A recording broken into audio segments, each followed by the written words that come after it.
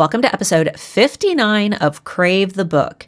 In today's episode, Amber and I cover chapters 73 through 78 of Tracy Wolff Covet. And in this episode, we talk a little bit about the Tracy Bite Me tour that Amber got to attend, but then we dive into the chapters where Grace and Nuri are negotiating Hudson's freedom because he's currently locked down in the dungeons of the Dragon Court. So without further ado, let's go ahead and get started. We're back. Yay, we're back. Woot. I mean, we had an episode last week, but we weren't technically here. So I was so sick. Yeah. And I'm so glad that we didn't need to. I was in bed for 3 days. So Barcelona gave me norovirus. Oh no, standing in all of you dirty teenagers with your dirty... I don't think it was that. I think it was the airport, if I'm honest. You know, when you just like, you just know, you're like, I did have my suspicions about just touching things. Yeah. And also being in a plane. Like, I thought that masks were required still, and I didn't see a single person with a mask on. So, but yeah. So yeah, we had our episode. It was a bit of a special episode, and it was based on me going to Barcelona and meeting Tracy Wolff for the first time, and I was very, very surprised. We didn't really get to talk about it before it happened or after it happened, but I was sat like diligently in line like a good little girl, and I was expecting to just get my book signed and then make my merry way home, and Tracy's wife, Steph, came and got me from the queue, and I was shocked. Whisked her away. I was shooketh.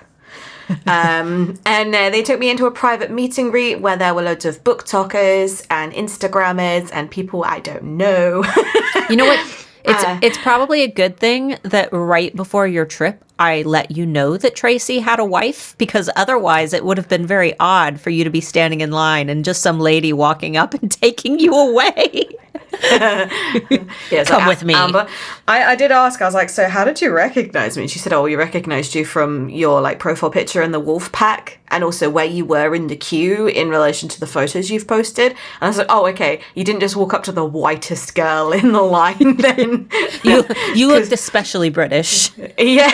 We went out the back, and we had kind of a little Q&A, and they brought out little pastries. I was very unprepared for everything happening, but it was a really, really great day. And Tracy, honestly, you know when they say don't meet your heroes, and like they're always going to be disappointing. Tracy was not that at all. She was the most warm, loving, caring, compassionate person, and I'm so happy that I got to meet her. And it was honestly awe-inspiring watching her not just sign for the people she had allocated the time for either. So she said that she was going to sign 100 copies of the book, and that was what we were queuing for. And I was really concerned that I wasn't going to go and get a ticket. And she didn't just do the first 100. She made sure that every single person in that line was not turned away, and that they also got their book signed. So she must have done upwards of 350. I think she said 360. Yeah, and she had books. signed a bunch earlier that day too. Yep, and the day before she was in Madrid doing the exact same thing, and then the following morning she flew at 9 a.m. to Paris. So that woman is an absolute power horse, proper little trooper, and I think a little round of applause for Tracy. She is amazing, and honestly, watching her wife from the sidelines as well. You're Marco Polo to me. Everyone deserves to have a wife like her. She really does. Like that, Steph. I don't know whether Steph's listening or Probably ever not. will listen, but Tracy has the most supportive wife ever. She was sat at the sidelines. She wasn't intervening. She wasn't trying to get her own little taste of fandom. She was just stood there at the sidelines just watching her wife fly, and it was really quite emotional to watch. I can imagine being in that role. I can't ever imagine being Tracy's side of things, but I can imagine just turning up to an event where my husband is doing his thing, and I just get to watch everyone love him for who he is and get to meet him and be in awe and just stand there just being proud. And that was what she was, and it was amazing. It was a really, really good time. So if anybody is in any cahoots as to whether they want to go on the tour, if you can do it, it is well worth the trip, because Tracy is just the most lovely person ever. And if you get to meet Steph as well, make sure to say hi to Steph, because she deserves a hello as well. Awesome. And if you guys want to watch the video on the YouTube channel, there is actual video to go with it. I know the audio, obviously they were in a crowded room, and my husband was able to sound isolate the audio and get rid of like all of the background noise, but it makes it a lot easier when you can watch the video with it, because you can watch Tracy's lips move. So if you had any trouble understanding the podcast episode, the exact same one is posted on the Crave the Book Podcast YouTube channel with the video to go with it. So definitely go check that out. We would also love to see more of you subscribe to the YouTube channel. Even if you prefer to listen to the episodes on Spotify or iTunes or wherever you're listening to them, subscribing to the YouTube channel does help us out. And I haven't made one in a while, but we do have a lot of great ASMRs, including our most popular video on YouTube ever, which is Amber's husband as Hudson, her Hudson, and my husband Hudson. Some of you, I think, just turn it on and listen to it on repeat, because it has, it's not creepy at all. It has so many consecutive views, and I think some of you are like turning it on to sleep to or something, like a sleep ASMR. Don't blow up his ego even more. He's so happy about it.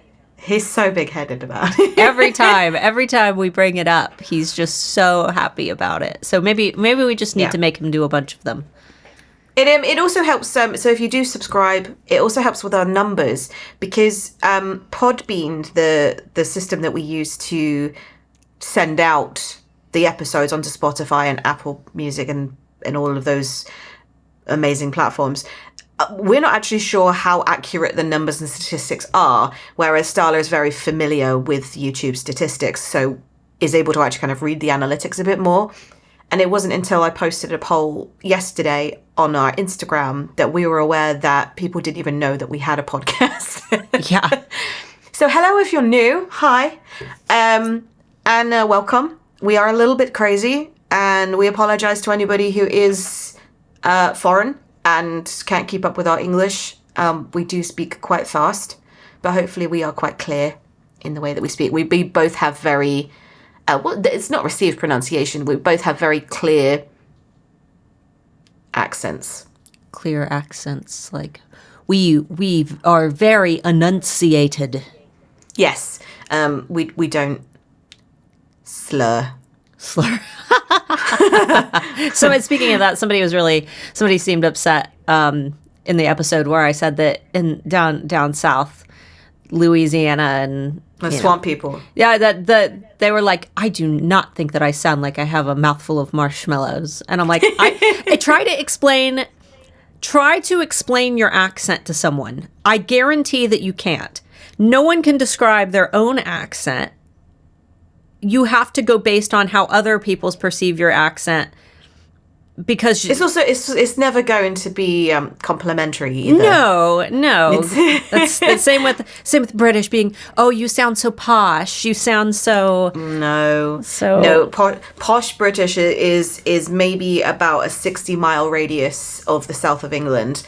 Everything else sounds like a farmer or a pirate or snooty.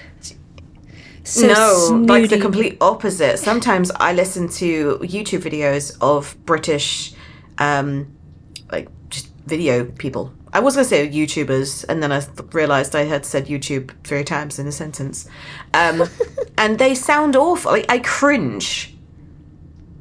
The accent is so brash. I don't know whether that's the same for you when you listen to any British. Do they sound posh regardless? Or can you listen to a British accent and go, they sound dim?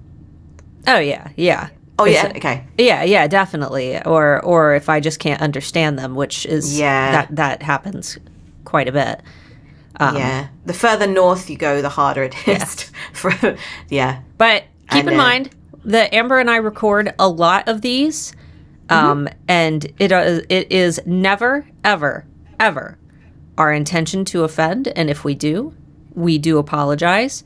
But it's not scripted. Right. It's not scripted at all. We are literally speaking to each other through a microphone, and Starla is 3,000 miles away from me, and it's about a book that we both love. And I have to try to explain to Amber, like, perceptions here, and she has to explain things to me from her perspectives over there. And you know what? Mouthful of marshmallows at the time felt like the best way to describe it. Better than, what a lot of people just say, like swamp people, which I would be more offended by swamp people than I would be marshmallows. See, you're corn people. We are corn people. We are the corniest corn people ever. Think of Ohio, you think of corn. That's what we got. Corn, cows, cow poop. Yeah. Cheese curds. Cheese curds. Well, that comes with cows. That's disgusting. That's just, no. No. That's like a mouse ate some cheese, pooped it out in solid cheese form, and that's what you eat. But you also then roll it in dill pickle. Well, or any flavor, any seasoning. No. You can also fry it. No, it doesn't need seasoning. It doesn't need to be on a plate. It's tasty. Blech. All right. So in our poll, Amber, on one of the suggestions, somebody asked if we could have a pre-recorded thing about the howl. And I think that's their way of politely saying that we should make it shorter. So that's so much better. Sometimes well, firstly, sometimes we forget to even say it. And secondly, it's getting boring to go, woo, woo. Well, you know what? You guys have listened to this podcast for a long time now. Yeah. 59 times. So, hey, when you hear a howl, if you haven't read to court, you should probably turn off the podcast, because that's when we're going to go into court spoilers. So, ooh woo, that's what you get. Ooh woo woo. Ooh woo woo, that's what you get. And it'll happen about halfway. We say halfway through, but it's about 90% of the way through. We kind of have a little bit at the end. We don't even have that many spoilers, so it won't take that long. So no. All right. Okay, that is a good suggestion. And the person who suggested that is Emily Kendrick 1. We appreciate it. And I apologize that Emily Kendrick 0 was already taken. But yeah, and I think we sometimes forget to actually ask for feedback, because we ask each other feedback, and then sometimes we forget that people are even listening to us, because we're crazy, and the mind boggles why you listen to us. Yeah, it really does. We're also very strapped for time, so we don't be too hard on yourself. But that saves us time, so therefore that's an amazing suggestion. Yes, we will do that. Anywho, all right, on to the chapters. So we left off with Grace and Hudson and Flint and everybody arriving to the Dragon Court, and Nuri immediately tossing Hudson in the dungeon under the Dragon Court, which also happens to be in New York City. Collect 200, do not pass go. You are stuck in the prison. You have to roll a double 6 or whatever to get out. And he just doesn't. He's rubbish at Monopoly. Yeah. Or he's really good, because he's apparently just chilling down there having a good old time. He's skipping his turn constantly. So Grace is in this really awkward situation with Nuri, where Nuri's like, okay, anyway, now let's all go to our rooms and pretend that nothing happened. And Grace is like, you just locked my mate in a dungeon. Screw you. I don't want to go with you. I love that she angrily pretends to start unpacking. Yeah, she hides in her... That's what I would do. It's like, I'm going to just pretend that I am shuffling my clothes and pretend that you're not bothering me by standing in the doorway, and I am going to do nothing except pretend. And then Nuri is just standing there awkwardly waiting for Grace to say something, and she doesn't. Yeah. And then Nuri tries to close the door, and Grace is like, you're not locking me in here, no way. So she blocks the door, and she's like, no, thank you. I'd like this to stay open, please. Yep. And when Nuri does finally move away, and then Macy kind of comes and finds Grace, and when she goes, oh my God, oh my God, and then Grace immediately responds with like how many crown moldings and things in the room there are, and I thought, is she commenting on the decor? Like, oh my God, what a beautiful room. And then I remembered that Hudson had just been arrested. Yeah, I've been in those awkward situations, though. I do it a lot while we're recording the podcast, where I'll just, like, transfix on something and stare at it the entire time. Yeah, like, I think... I didn't know whether it was grounding in the way that she was trying to stop herself from having an anxiety attack, or to just try and distract herself. Either way, I mean, to distract herself is quite a normal thing to do anyway, if you're kind of stuck not being able to do the thing that you really want to do, like rescue your mate. But there is an argument for maths being something to stop you having an anxiety attack. Apparently, it uses the opposite side of your brain to the illogical part, which is talking about the what-if scenarios. So if you start doing maths, apparently it short-circuits your brain into being okay with everything. But what if math is the one thing that makes you anxious? I know. Numbers don't exist for me. So when you go like, 2 plus 2 is, I'm like 4. And they go 4 plus 4 is 8. And then I really start struggling. Once it starts to go past like the super, super simple, like, elementary school maths. Oh, I'm the same way. I start panicking. Yeah. And it makes me feel dumb. Oh, yeah, same. Numbers are not they aren't tangible to me. And I mean, you guys are listening to us, not knowing anything about us, but Amber and I both run 6-figure businesses, and math still, you know what, that's what an accountant's for. Like, no, thank you. Yep. I gave somebody the wrong price yesterday. we work in numbers. We sell things for a living, and you don't. Yeah. I gave somebody the wrong price, and she came back, corrected me, and they went, yes, that's right, and you can see why I'm an artist. And she started laughing, and she goes, don't worry, I'm a bookkeeper. And I was like, I might keep you around. I'm constantly cocking up with maths. It's one of my downsides too. Yeah. We don't say maths. Math is the plural. We don't add an S to the end here. Maths. It's mathematics. No, we just say math. Gotta go to math. Do your math. No. Sweet. Maths. That'd be like sciences. Do your sciences. Do your social studies. Your theory fell apart. I mean, sciences, yes, that made sense. But then you went one step further and ruined your own theory. Social studies. Do your geologies. We actually have. So one of there's a Wikipedia page for every single accent or dialect in the UK, and one of them is for the southern accent, which is the one that my husband has, the one that his mum has, and all of them say the plural to things that end in a vowel. So, for example, an idea is an ideas. I have an ideas. It's really weird. And you're just like, you're an idiot. But it's an accent. It's a dialect thing. But it comes across like an idiot. But for my original accent, where I'm from in Somerset, they add an L on the end. So, for example, you say, I have an ideal. Well, an ideal, and that's like an ideology. That's like short for ideology. It's like, I have an ideal. Why don't we go down to the docks and we can go get a drink, get some alcohol, and that's a great ideal, that. And you're like, what? You're an idiot. Yeah. So yeah, if you want to go and impress people in the in the dialect, just add a random letter onto the end of things with a vowel. And you'll sound so native, they won't question it. Or they'll think, what's wrong with this person?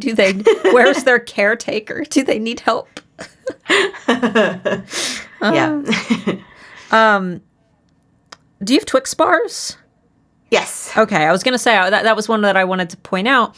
So Grace pulls out a Twix bar and gives a piece to Macy, which hopefully it's like the full-size ones. Which is crazy. Like, no one's sharing my Twix. Oh, no, that's like one of the best candy bars. I have to eat. You can only really do it if it's the right temperature. The chocolate bar, not the atmospheric conditions. They're quite good in the freezer too. That's like they had a whole campaign. I like peeling the top layer off. I do the same The thing. caramel, and then I chomp the biscuit bit. Yeah. Nobody eats it normally. You can't eat it normally. That's sad. That's like eating a Kit Kat, but horizontally. Yeah, I peeled the Kit Kat layer by layer too. Oh no, I haven't got time for that. And I do the same. I do the same with we call them wagon wheels, but they were like your moon pies, I think you said. Yeah. Where I peel off the marshmallow and then the biscuit. Yeah. Grace. Yeah. Grace that called it chocolate courage, right? Which is the great phrase. I'm gonna start using that in my everyday language. Because we say Dutch courage. Do you say Dutch courage? No. So Dutch courage is when you have alcohol. No, we say liquid courage. Oh yeah, so we say Dutch courage. Have some Dutch courage, and that means like you drink some alcohol to kind of boost your bravado. Right. Have that fake sense of ego. Lose your inhibitions. Yeah, exactly. We also say a beer jacket. Do you say beer jacket? No. So that's like that false sense of warmth that you get. You know, when you see teenagers walking around because they've been at clubbing and been drinking and they look like they should be freezing considering that it's in the minus temperatures. Teenagers can't. Yeah, that's fine. Teenagers can't drink here, Amber. So no, I have no idea. Oh, well.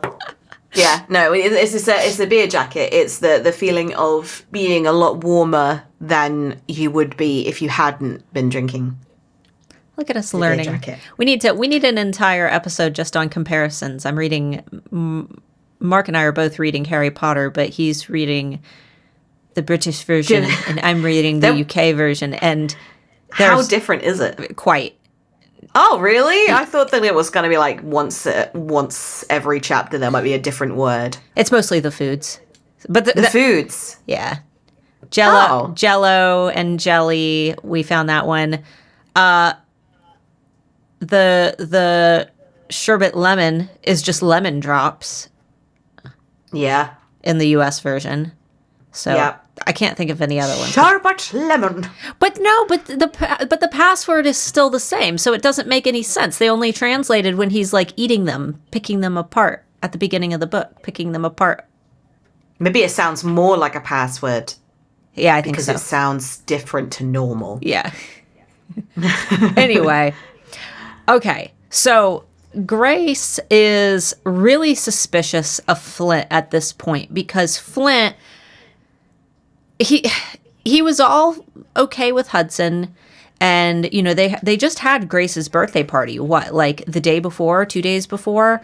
Like they've been getting along just fine. Not great. Hudson isn't, clearly isn't super fond of Flint.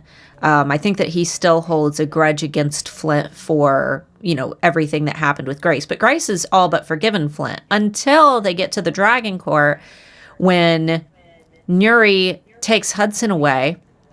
Flint is not really reacting, whether that be, Grace doesn't know if it's because he's just as much in shock as the rest of them, or if it's because he had some part in it and he knew all along, which we find out isn't true. Flint had no idea. But at the same time, I think he's intimidating of his mother. Yeah, I think that's it too. But I think he also is protective over her, where it's like, everything my mom says is right. And yeah. And but also as a prince, if the queen declares a ruling that you don't really approve of or agree with, you can't straight up contradict her because you're undermining not only your monarch, but also your mother. So therefore, he might have been referring to her as queen rather than his mother in that moment, where you don't step up against your queen. Yeah, yeah. Even if they're doing the wrong thing, she's still your queen. I think that it's a tough balance, because I do believe that he wants to side with Grace, but at the same time, I also believe that there's a little bit of understanding, and he really wants the group to, like, you know, understand how she feels. She lost her son. Hudson killed her son. Hudson, you know, just because my brother was an asshole, it doesn't mean that Hudson had the right to murder him. But then Grace is like, you mean like you tried to murder me? Mm-hmm. And to be honest, that argument made so much sense. She didn't flub her words a single time. I'm actually annoyed at her for not, you know, when you get so angry that you just kind of trip over your words and say something stupid. And then the other person kind of catches up on it and then makes you even more frustrated because they've made you sound dumb. Right. But yeah, I was expecting at least one of those. But no, she articulated exactly how she felt perfectly. And also it made sense to everybody in the room, to the point where Flint had nothing but the ability to have to agree with it. He had to just go, you are right. Like, I did just assume that I was okay with you being collateral damage and what did she say? A something sacrifice, an appropriate sacrifice. Like, he was willing to kill her to avoid Hudson. Like, he was choosing the lesser of the two evils. Right. That the needs of the many. Yeah. And Grace said, and I was okay with it. I was okay with that because you believed that was what was right. However, you now know who Hudson is. And you know why he did the things that he did. And yet you are still not over it. You've still not moved on, and you're still not being mature about it, knowing that he made the best decision that he knew how to do. And the only difference between you and Hudson right now is that Hudson succeeded and that I am still here and you failed. Yeah. And she kind of leaves Flint in like this like stunned silence where he's like, oh, and apparently he goes a really unhealthy beige color. Which she's like, I normally would be worried about that, but fuck him. Yeah, and you know, I was thinking about it, and if during that whole fight in Crave, if Flint wouldn't have been so transfixed on trying to kill Grace as the solution, he could have killed Leah as the solution.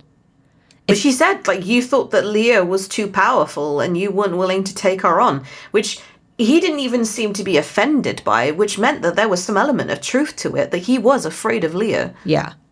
Grace was Leah easier. wasn't really anyone, but yeah, Grace was easier, and she was an easier target to get rid of than actually the person that was orchestrating the whole thing.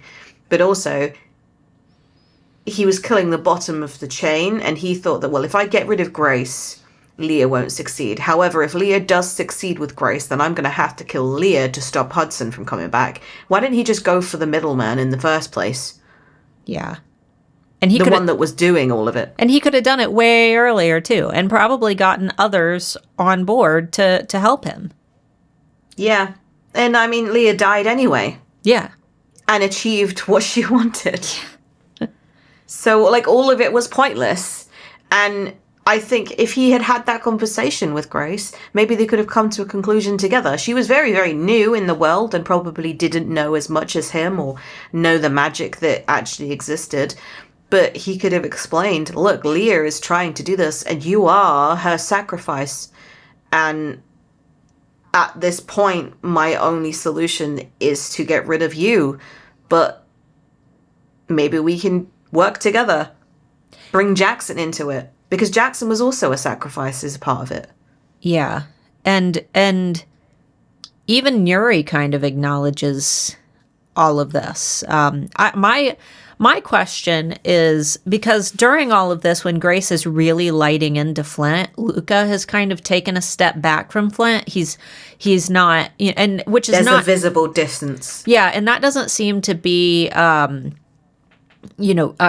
normal for his character. He seems to be very clingy to Flint. They're always, right next to each other, or making contact, or touching each other, or flirting with each other. So the fact that he's stepping back, it's a real indicator that he's torn as well. And I wonder if he would have sided with Grace had Nuri not let Hudson go. Like, if it came down to, I think he would have, not because of the vampire camaraderie, but because he knew that Flint had screwed up. Right. He would right and wrong, and not so much loyalties. Yeah. There's a scene, and I've watched it before, so it wasn't a new film to me, but there was something that I noticed as an adult watching the Divergent series. And Trish starts to go through quite a self-destructive phase where she's picking fights. Even though she would have been the normal bigger person and walking away or choosing a different way to handle it, she wanted physical pain. She wanted to get hurt, and she wanted to cause hurt. And there's a moment in a train with Four, and Four is holding her back. And he's like, please don't start this fight. We're not going to get out of it. And Triss goes to land the punch anyway. And you can see Four making that decision in the background, like, I know you just screwed up, and we are now in a situation where I'm going to also have to fight with you. You did that for the wrong reasons. And you can see his fight, like, oh, why did you do that? Like, I know I love you, and you are my girlfriend, and I will stand up for you, and I will make sure that everyone is protected and everything, but you just made the worst decision, and I'm really disappointed in you. And you can see that in his face. And that's an imagining how Luca was feeling when Flint stood by and did nothing. Yeah. They're just like that, I love you, and I know, and I understand. And I understand why you're doing the things that you're doing. I know that you are hurt, that your brother is dead, and that Hudson is the reason for it. And I know that you can empathize with your mother because she lost a son. However, you know more information than your mum. You know what Hudson's like. Why didn't you at least stick up for him at all? Yeah, because he could have, and Flint could have stepped aside and even been the one to go into Nuri's office and talk to her, but he was kind of content with just accepting what had happened. He didn't really make any moves to resolve the issue at all. It was 100% Grace, so... Yeah. And I think there was also something to be said about, like, even that all aside, Luca probably knows that it's going to be very, very hard for Flint to gain the trust of Grace back again. Because I'm sure as his boyfriend, Luca has heard all about how hard it was for Flint to regain that friendship, to regain that trust from her. And now he has ruined it all over again. And so Luca is probably standing back, not necessarily giving distance between him and Flint, but also showing this is Flint. This is all on him. He is the one that is going to have to make amends, not me. I'm standing back and letting you two have that conversation, and I'm not going to fight for either way. I'm going to stand here silently for my boyfriend as moral support, but I'm not going to help in the argument either way. Yeah. I mean, I've been in those situations before where I've watched my husband literally lie in front of people, and I'm sat here like, I know that was a lie, and I'm not going to help you get yourself out of this situation. I'm going to stand here as silent support. However, if you get me to, like, corroborate your alibi, absolutely not. Nope. You're on your own. Yeah, you got yourself into this situation. You're going to get yourself out. So Nuri invites Grace into her office, and she's like, okay, well, let's make a deal. Because Grace is like, excuse me, bitch, but I'm a queen too. Yeah, like they're definitely having like a little battle of dominance over each other. And let's be clear, there is a definite winner in dominance, and I think Nuri is rolling over. Oh yeah. Like Nuri is going like, sure, okay. Yeah. Like everything that Nuri said was very, what's the word? Like, it was very political. The way that she said it was very Detroit. It was very succinct. And whenever Grace did make an actual point, Nuri discussed it in her head. She wasn't mean about anything. She wasn't decisive before she'd even had that discussion with her. I mean, she obviously had Hudson out of the way, but at no point was there a threat against him. There was a threat against Grace, but it wasn't a threat of, you're going to die. It was a threat of, you're in my house. Don't push it. Yeah, she didn't let any emotions slip at all. No. So she was very regal. And I don't know whether you noticed, but her husband wasn't in the room either. Aiden, no, he doesn't. But he didn't need to be. If her husband had also been in there, Grace would have been offset at a disadvantage. I'm kind of under the impression that Aiden is, and this comes from the bonus chapters as well, but I kind of am under the impression that Aiden takes a back seat and kind of lets Nuri. That's it, topping from the bottom. Yeah. He's kind of letting her and it was very much like that in the bonus chapters as well when it shows how they met, because I believe that Nuri was supposed to be getting married in Egypt to somebody else. I can't remember who. And she slipped away, and Aiden was attending the wedding and was getting dressed in a little tent. And she just dove into the tent and was hiding in there with him, and he's like, excuse me? She's like, you have to get me out of here. But she very much ran the show then too. She basically, she kind of seduced him, which he seemed to be all for it, but who wouldn't? Yeah, she was definitely, the one running the show then too. And I very much get that now as well. So, yeah, I think everything that she did was a very, very clear decision. She chose not to have her husband in the room. She chose to just be her and Grace. And I don't know whether it was an element of trust, whether she just didn't trust anybody else in her circle to not scuttle back to Cyrus. Scuttle? That is not a word. Scuttle. And she also probably wouldn't put Grace at a disadvantage to intimidate her. I think she wanted to see what Grace was capable of. And that all stems from when Grace held the comet for ages. Threw it at Cyrus's face. And Nuri had this look of respect, wow, okay, I want to see what else you can do.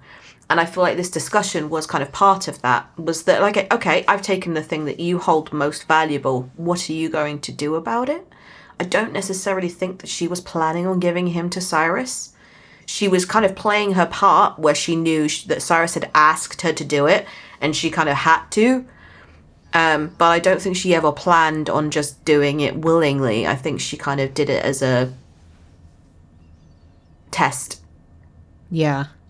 Because she immediately got the key out. There wasn't even really a fight from Grace. Which means that either Cyrus didn't believe that she was going to achieve it to begin with, or she didn't let Cyrus know about any of the plans at all. Because if he was anticipating receiving Hudson from her, she wouldn't have given Hudson back so easily. He also would have been there immediately. I mean, How much time has passed since she arrested him? Right.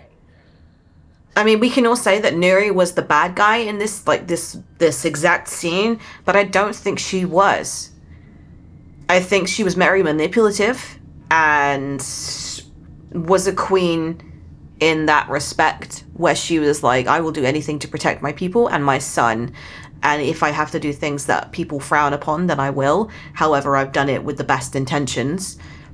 And I think it was a test for Grace. It was okay, what can you do? Try and get yourself out of this situation. I want to see how you handle yourself. And it wasn't just for her mates either. It was for her friends.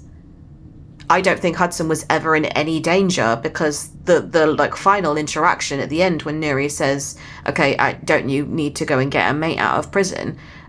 She said, and dinner starts at 8 and I don't like people being late. Yeah. I think she always expected Grace to either fail and then she was going to do something with Hudson anyway, or succeed in the it was like, you know, when you play those games and then you go for a character that is pretty charismatic and you have to choose that option where you're like, oh, you have like 50% chance of success for convincing that person, for persuading them to let you in. I feel like she was like, okay, I'm going to put you into a position where you have to argue your way out. Let's see if you can do it. Yeah. Yeah. And to be honest, I was pretty disappointed in Grace's argument. Oh, man. My least favorite part were...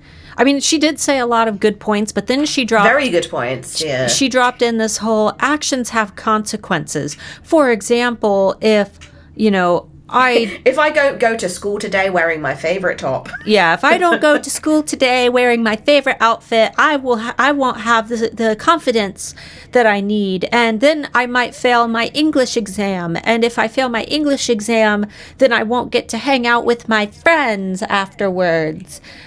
Actions have consequences. I'm like, you're talking to literally the queen of dragons. Of dragons, of an entire court, trying to convince her that you are a queen of equal merit. Yeah, and that you should be treated as an equal. And you're bringing up points about wearing a nice shirt to class to feel confident, and like, oh, Grace, no. I mean, she does to her credit. She does say, like, these are little problems, but little problems turn into big problems. I understand there's like a bit of a butterfly effect there, or she's saying, you know, it's the tiny actions at the bottom that lead to the greater actions, and who knows, maybe wearing a specific shirt one day can prevent mass genocide of a paranormal species, but I'm doubtful. I'm very doubtful. Yeah. But Nuri does. But then she makes a very good point where, like, Nuri is like still kind of holding Hudson and saying that, well, Hudson still has to go to prison. He still has to go to prison because actions have consequences, and he should go and face his crimes. But you don't have to choose to go with him. You can stay here. And Grace makes a very good point of, like, do you not think that was Cyrus's plan all along, was to send the very person that could defeat him to prison? Yeah. And then Nuri goes, oh yeah, you're kind of right, actually. And yeah, like, he is. I mean, I don't think Grace has the capability of stopping Cyrus on her own. No. But Hudson has a very, very, very good chance. I mean, he disintegrated all the bones in Cyrus's body and just walked away. He could have killed him in that very moment. I'm really sad he didn't. Yeah, he should have. And he knows that he should have, so that fuels it even more. But Neri's put him in prison, and I'm like, well, do you not think that he was going to level something? But I think she was holding him there, knowing he could. To see if he would. Yeah. And the fact that he didn't maybe boosted Grace's argument that Hudson wasn't all bad. Yeah. Because he was just sat there, doing nothing. I mean, he made sure that he wasn't locked in there, but he stayed. Yeah. Yeah. And yeah, we find out because Grace gets this key and she, like, hustles down, like, 57 floors or whatever to go to this dungeon, and she hears this like slithering noise, and she thinks that she's like locked in these dungeons with a snake, basilisk. Yeah, that's what I was picturing. Dragon thing. And no, it turns out it was guards playing ball, just rolling it between each other. So she finds out that Hudson had managed to convince the guards, like persuade the guards to play ball, and they were just stuck in this trance. But before she discovers that, she also finds that there are cells and shackles and dungeony kind of things that look exactly like the ones in Katmere. So we now have our answer as to what they're for. Well, we're not what they're for, but we know that they were from the Dragon era. Yeah, and we had speculated that since Katmere was the original Dragon Court and why the Dragon Boneyard is also there, that was likely the reason. Still don't know why. Yeah, and the ones in Katmere are supposed to be like pristine, like brand new. Then again, I guess they wouldn't get messed up if they were not being used. So, yeah. Yeah, my God, so what do they use them for? Food? I don't know. Intimidation. And that's like, do dragons have their own like set of torture?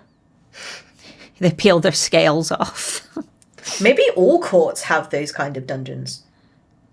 That's true. This is the first court that she's been to visit. She doesn't... Oh, she does see them all. No, she doesn't see the wolves. We don't hear about the wolves having a court. I don't think they have a court. I think they have a hole. A hole in the den. Yeah. They have this kind of like Pride Rock kind of thing. This is what you go to they take turns to go to the end and just go, oh. So Grace isn't happy.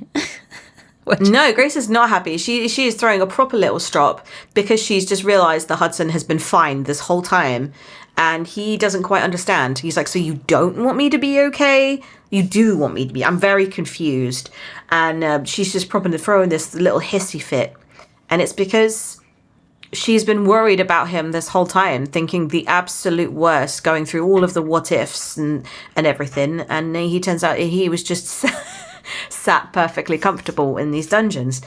And he then realizes that is what caring about someone looks like. And finding out that they are okay. And he's like, wow, if only I'd known that this is what it took to care about me, I'd have locked myself up ages ago. And I love how she's like, you don't get to pull that whole poor little rich boy shit on me. It's like nobody's ever cared, but nope, you don't get to say that. I love that because most of the time when especially in YA, when the guy's like, no one's ever cared about me, no one's ever loved me, and the girl's like, oh, you poor thing. Grace is just like, nope, I don't give a shit. Nope, you don't get to be all sad. You know people care about you. Care. Yeah, we care about you. Yeah. But then the problem is, he could know that somebody cares about him, but he has only just developed that empathy where he realizes, oh yeah, well, I guess if the roles were reversed and if you were in the prison and I wasn't, I would be worrying about you continuously and I would like level the place to try and find you. He's now aware that is how Grace now feels about him. And he's like going through that like smirky moment of like, he feels like he's got like that success. And it's like, no, she's felt like that this whole time about you. You've just never been put in the position of danger. Yeah. You've always been the one that's rescuing her out of danger. So she's not had the outward signs of worrying about you because the only things that have so far affected you have been like a mental, emotional thing. It's not entirely true though, because in Crush, when they were proposing, they're like, we are not bringing Hudson back with his powers. Grace is really like trying to fight for him, even though all of her friends are against her. But she always saw him. He's not been out of her sight and knowingly in danger. Yeah, you're right. This whole time. Like, you know how like that, it's like the Schrodinger's cat. If I can't see him, he could be dead or he could be alive. So right now he's both and he's also neither. Right. And she keeps checking the bond, like, to make sure that he's okay, and she sees it as brilliant blue, but she's never seen him not be okay. Yeah. So therefore she wouldn't be able to look at the bond and go, oh, he's clearly dying, or he's clearly being hurt, or, well, even if he is being hurt, he can still put up the front with the bond to pretend that he's okay. She doesn't know any of this, so she's just assuming, well, that's just what the bond looks like and he should be okay. But she's still worried because she can't see him. Yeah. And until she comes around that corner and she's like, oh my God, you were here the whole time. With the door open, manacles off, and just guards playing ball. And even when, so this is what makes me think about Nuri just being very, very open to the fact that he was always meant to escape or whatever. When he wakes the guards up from their trance, they don't immediately go, hey, stop! Seize him! They just go, oh yeah, okay. Which is just kind of confirms my hypothesis, really, because what kind of guards would wake up from, like, this weird magical trance where they've been playing ball on the floor, and they see that their prisoner is out of his cell with no manacles from their queen, and then just gonna be like, okay, cool, yeah, you can walk out. Carry on. Because they just walk out. They do just walk out. Yeah. And the guards are completely okay with it. But yeah. But there is a moment where Hudson starts backing Grace up into, like, a corner because he's realized that she cared about him and she's struggling with her words. She now starts to flub her words where she's like, and you know that we care about you, and you know that, like, now I have and he's like, oh yeah, now you have a what? Mm-hmm. A mate? And he starts doing that challenge. I'm like, please, for the love of God, let that be me. Please back me up into the corner of your dungeon. Grace is just not grateful at all in any way, shape or form for that one scene or any of the other scenes where he intimidatingly pushes you into a corner. I want that so bad. And she just doesn't appreciate it. She's unappreciative of Hudson husband. Hudson husband. That's okay. It's okay. It's okay. Grace will get her Scott! her redemption. I need you. Please back me into a corner. Why? Just do it. Okay. Start, and then he'll start, like, pointing out, oh, there's cobwebs in here. There's cobwebs and there's a cupboard door in the way, and you're going to get, like, the bruise on the back of your thighs where a corner of the furniture pushes into you. It's never like your fantasy, is it? Well, I mean, mine is, but I'm usually, like, I'm the one who's thinking, like, I'm like, wait, no, don't, no, I don't want to be, no, don't, not on the floor. There's dog hair down there. I'm wearing my favorite black jeans. Stop it. You know the scenes in the TV, like movies and everything, where, like, the person just swipes everything off of the side so that they have a completely empty table or whatever. I'm like, that's never happened to me. Does that happen? Do people do that?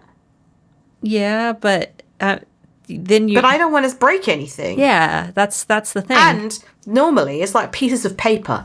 It's never anything that's like is good smashing noises or anything. It's just like bills. Right. It's Court of Thorns and Roses. I won't go into details because I know that a couple haven't read it yet. But like chapter 55 and all the paint. I'm like, oh no, ew, no. That's just a mess. That's messy and it's sticky, getting it everywhere. I don't like sticky. Messing up the table.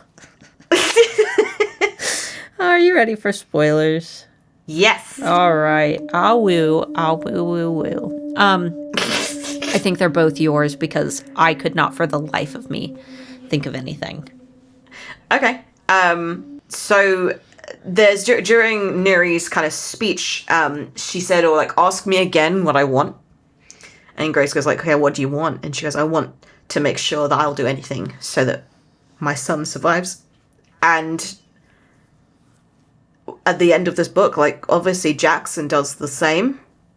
He'll do absolutely anything to make sure that Flint survives.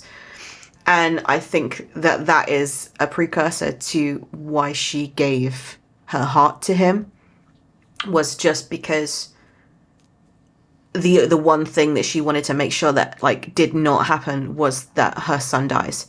Yeah. And she wasn't there, and she wasn't able to stop it. and the one person that did stop it gave his life for it. And I think that was just a little kind of foreshadowing moment where Flint was always going to die for that to happen.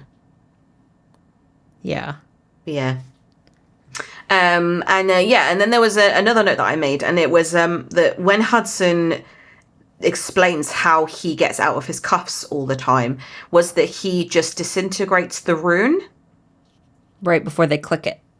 Yeah, which makes me think that that's what he did outside the Bloodletters cave. Outside the Bloodletters cave, when?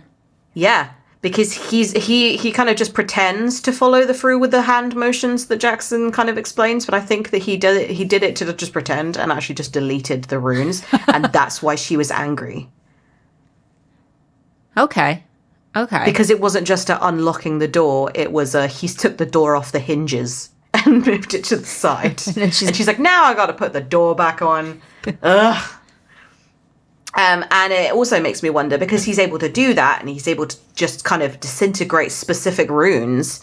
It makes me wonder whether the cuffs that get given to him in the prison, I'm wondering whether a demigod was in the background of its creation. And the runes that are on the cuffs for the giant and for the unkillable beast was something other than the normal magic that is like available in the world. Because maybe there wasn't a rune at all and it was just made out of chaos magic or order magic. Because they're clearly stronger than just the general ones that are at Katmere. But the blacksmith apparently made all of them, the super strong ones and the not so strong ones. But they use earth magic to do it, and earth magic doesn't necessarily come from just the normal kind of witch magic, does it? It comes from something else. Yeah, I'm wondering whether there was like so we've obviously got the Bloodletter and the Crone, and then we've also got the Time Dude. Jan something. I don't remember his name. And I'm just wondering whether there was a fourth one that we haven't met yet. We've got Chaos, Order, and Time. And then Tracy hinted, and I would only know this because of the interview that you got. Yes. But she hinted that there is another bad guy in Charm. And here all this time, I thought that Charm was going to just be Grace and Hudson kind of hashing things out and getting to know each other. But in reality, apparently there's a big bad guy. And we talk about in Cherish, who apparently is Tracy's favorite villain. Yeah, so maybe there is a fourth on there. So we've got Chaos, Order, Time, and then we've talked about like the Shadow Realm. Sandwiches. Yeah. I'm just trying to think of something random that is like, well, what else could it be? I don't know, sandwiches. The god of sandwiches. Chaos, Order, Time, and Sandwiches. What other demigod? The demigod of sandwiches sounds like an amazing person to me. That's my life. Chaos, Order, Time, and Sandwiches. Oh my god, that just sounds like a normal Wednesday to me. Chaos, Order, Time, and Sandwiches. I'm hungry.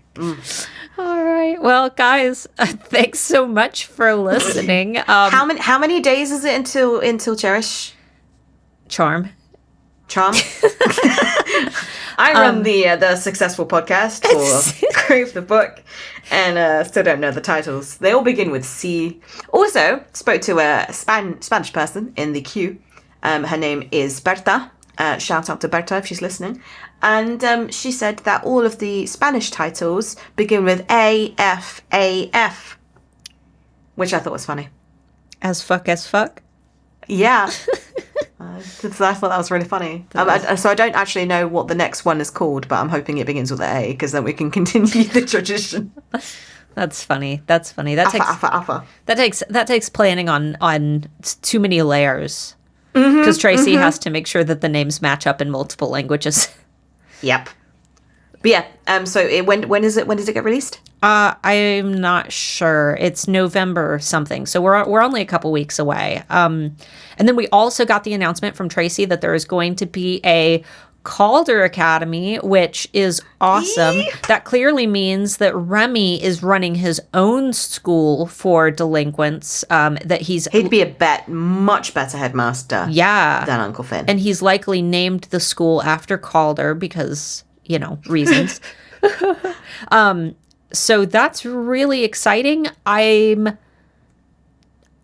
glad that Tracy is going to expand upon the universe rather than, the same characters over and over and over again. Yeah. I love Grace and Hudson. However, story arc sometimes has to end, and the spin-off sometimes can be better. Like, for example, with Feyre and her story, as much as it finished, I now want to know more about Nesta. Oh, because Nesta and Cassian's story was just way better. Oh, I completely agree, and still don't care. And I didn't want to read it. I didn't. I was like, I don't care about Nesta. Same. I really, really don't. And when you started reading it, you were like, this is the best one out of the series. I was like, oh, I'm gonna have to read it, aren't I? Because you hate her. And now, and because you hate her, and you now realize who she is. But now I really don't give a shit about Elaine. But maybe we will. Exactly. Like, I'm curious to know, like, how can we... However, I love Remy, so therefore, yes. You know that I'm going to be reading the book. Yes. But, like, if there was a spin-off about... And actually, no, I don't need to hate someone. I need to have complete apathy towards them. So I would absolutely read off a spin-off about Cole. Maybe he'll be... But if we had a spin-off about...